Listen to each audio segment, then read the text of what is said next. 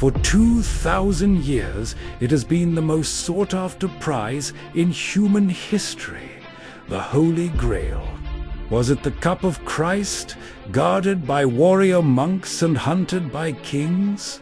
Or was the truth never an object, but a secret so powerful it could shatter an empire? A secret hidden in our very blood.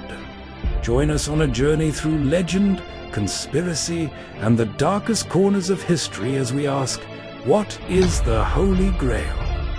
The quest begins soon.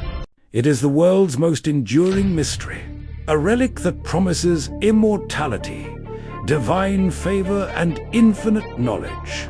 But what is the Holy Grail? A cup? A stone? Or a bloodline? The story begins in a humble room in Jerusalem, the Paschal Chalice, according to tradition. Joseph of Arimathea used this same cup to catch the blood of Christ during the crucifixion. But here's the twist: the Bible never actually calls it the Holy Grail. For 1,000 years, the cup was just a relic. Then came Cretan de Trio in E.E. Barling. He wrote Percival, introducing a grawl, not a cup, but a serving dish. It was Robert de Boron later who turned it into the holy chalice we know today. The Grail quickly evolved into a profound symbol. It represented purity of soul, a vessel that could only be approached by the spiritually clean. It was a symbol of divine grace, a direct connection to God. For the knights, the quest wasn't for a relic. It was an allegory for the human search for spiritual fulfillment. It became a literary powerhouse, a test of purity. Only the perfect knight could find it. And while the poets wrote, others were looking for the real thing.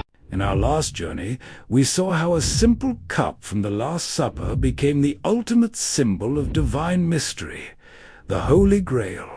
But a symbol this powerful couldn't just be a story dot, it needed protectors. If the Grail was real, someone had to be guarding it. Enter the most enigmatic military order of the Middle Ages, the Knights Templar. Founded to protect pilgrims, their true purpose, many believe, was to excavate beneath the ruins of Solomon's temple. For 9 years they dug in secret. What did they find? When the order was brutally suppressed in 1307, the Templar fleet, laden with its treasure, had mysteriously vanished from La Rochelle the night before. Did it carry the Grail to safety in Scotland? Or perhaps to the Cathar strongholds in southern France, another group of heretics who held their own secrets? Centuries of searching have led to several contenders. In the Valencia Cathedral rests the Santo Calice.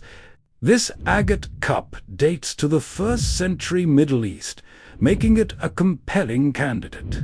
Meanwhile, the Nantios cup in Wales, a simple wooden bowl fragment, was believed to hold miraculous healing powers. Are these the true vessels or just powerful symbols? And the mystery doesn't end there. In the 19th century, in the remote French village of Rennes-le-Château, a poor priest named Berenger Saunier suddenly became inexplicably wealthy. Locals whispered he had found parchments hidden in a church pillar, revealing a secret lost since the time of the Cathars and Templars. Was it treasure? Or was it the secret location of the Holy Grail itself? The clues remain, but the truth is still buried. We've journeyed through history, chasing a cup across continents. But what if the Grail was never a cup? What if the greatest secret was encoded not in stone, but in blood? The term Sangreal, or Holy Grail, could be a misreading of Sangreal, the holy blood. This idea wasn't born in the 21st century. It was ignited in 1982 by the book Holy Blood, Holy Grail, which proposed that Mary Magdalene carried the bloodline of Jesus to France. It was a fascinating theory, but it remained on the fringes of historical debate. Then, in 2003, Dan Brown took that seed and cultivated a global phenomenon.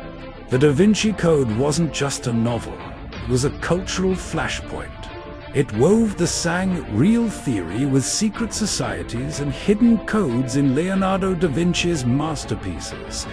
Suddenly, millions were looking at The Last Supper not as art, but as a roadmap to a hidden truth.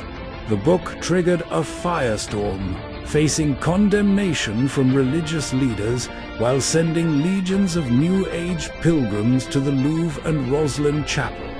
For a moment in time, of a fictional thriller made the entire world question the very foundations of Western history.